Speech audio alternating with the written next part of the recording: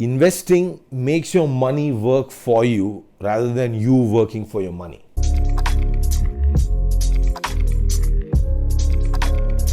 What is the difference between Anil Ambani and Mukesh Ambani? If I ask you this question, you all will give me varied answers. Some may say Mukku Bhai owns Reliance Jio and Anil Ambani runs the marathon, etc., etc. But the actual difference between both brothers is something very serious and we all need to learn from, and that is money management. Mukesh Ambani has obviously managed his money, his business ventures in a much better way compared to Anil Ambani. That is why he's one of the richest people in the world, and let's just say Anil Ambani is having a tough time. Well, let's just leave the Ambanis alone and let's come to today's topic, that is personal finance. Finance is a vast topic which requires some expertise or at least some basic knowledge to understand. So today we'll start at the beginner level, which is step number 1 of finance, and that's budgeting. If you're someone who's earning any amount of money, be it less or more, you should be budgeting. And by the end of this video, I'll be telling you some tricks which will help you budget in a much more efficient way. Now you may ask, why should someone budget? Budgeting helps you to keep a track of your expenses. It helps you understand where your money is being spent. The older generation used to track their expenses by maybe using bank statements or writing down their miscellaneous expenses. But in today's time, you've got apps that can do that for you. Today's generation, especially people in their 20s, earn really good money. They're talented, they're educated, and they get into really good jobs. But the problem is, by the end of the month, they're almost broke. They're living paycheck to paycheck. And how to manage your own money, they don't really teach that in school. That is why budgeting is very important. Let me give you a quick example. Say for instance, person A is earning 1 lakh per month, which is a very good amount for someone in their 20s. And person B is earning 50,000 per month, which is half the salary person A gets. By the end of the month, person A is left with 2,000 rupees in his bank account and person B is left with 25,000 rupees. The reason is person A has no budget, no savings plan, not tracking his expenses at all. If this goes on for a year, even though person A, who's making double the amount of salary, will end up with 24,000 rupees as his savings. And person B will end up with 3 lakh rupees, and that is the reason you need to budget. Now, how do you budget? The videos that I've seen on budgeting and finance on YouTube are usually very complicated and a bit impractical. And that's why I've broken it down to simple basic steps. 4 important things that affect the finances of any given person are debt, investments, liquid savings, and expenses. The idea is to reduce your debt as much as possible. Here you need to understand the concept of asset versus liabilities. We live in a time where you can even get a kanda bhajiya pav on EMI. So if you think your car, bike, phone, laptop are your assets, you're mistaken, my friend. These are not your assets, these are liabilities. Mainly because you're paying interest on these purchases, and secondly, these are all depreciating assets. Their value depreciates over time. That purchase is not making money for you. You always listen to people saying, don't save your money, invest your money.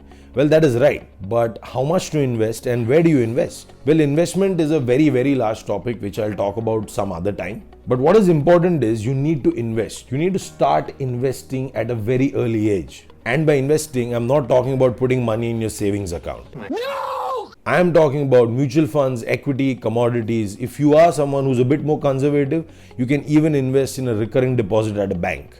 Investing makes your money work for you rather than you working for your money. Now, the third aspect of budgeting is your liquid savings or your emergency fund. If there is an unforeseen circumstance, there's an urgent requirement of money, you lose your job, etc., this is where you tap into. The goal should be to keep at least 3 months of your salary in your emergency fund. Now, if you're not able to put that money straight away, that's fine. You can slowly build your savings up. Now, with the emergency fund, you'll have that peace of mind that in case you lose your job or something like that happens, you have enough money to at least survive for 3 months. The final and the most important aspect of money is expenses. One thing you need to understand is that the world wants you to spend your money.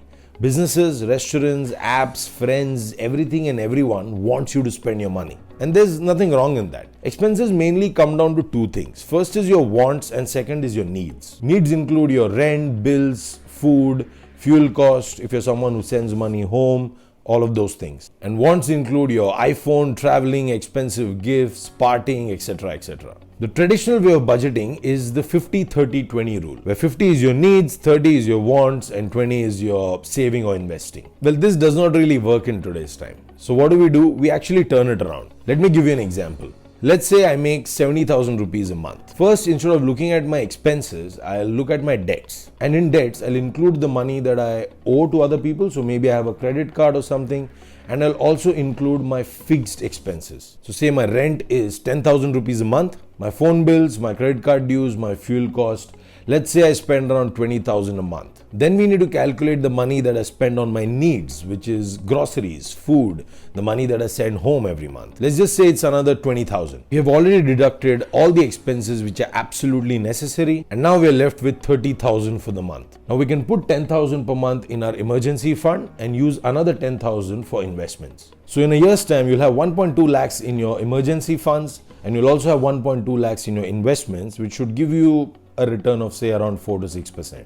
Now what about that extra 10,000? We are still left with 10,000 for that month. And that is for your wants. But in a scenario where I have debts or liabilities, what I would do is I would use half of my wants money and put it in my debt so that I can close my debt off sooner. So in a nutshell, your budget plan should go in this order. Calculate your debts first, then calculate your needs, invest your money, put your money in your emergency fund, and finally your wants. I personally have had a lot of problems with my own money management when I was in my 20s. Now let me tell you some tricks which has helped me personally in managing my finance. First is, the goal is to be debt free. Always remember, any extra money that you get or you make, you need to put it towards your debt. Second, set up multiple bank accounts. One for your emergency fund which you do not touch, second for your fixed expenses, and probably a third one for your everyday expenses. Set up direct debits or ECS for your monthly loans or deductions. So by doing this, you'll be only left with the money you can spend in your account. Fourth is, analyze debt versus investment. That's very important. So if you're paying 14% interest on your loan, and if you're getting 7% return on your investments, you're still at a loss. Put more money in your debts and close that off. And be mindful of impulse spending. Shopping, drinking, going out, partying. These are things that you end up spending on and regret later. You have to be careful with these. Having financial discipline is just like building a habit. It won't happen overnight. So you got to make a budget plan and make sure that you're very disciplined and you stick by it. Well, if you like this video, make sure you share it with your friends. Let me know what you thought about it in the comments section. I'll see you guys next Saturday, and thank you so much for watching.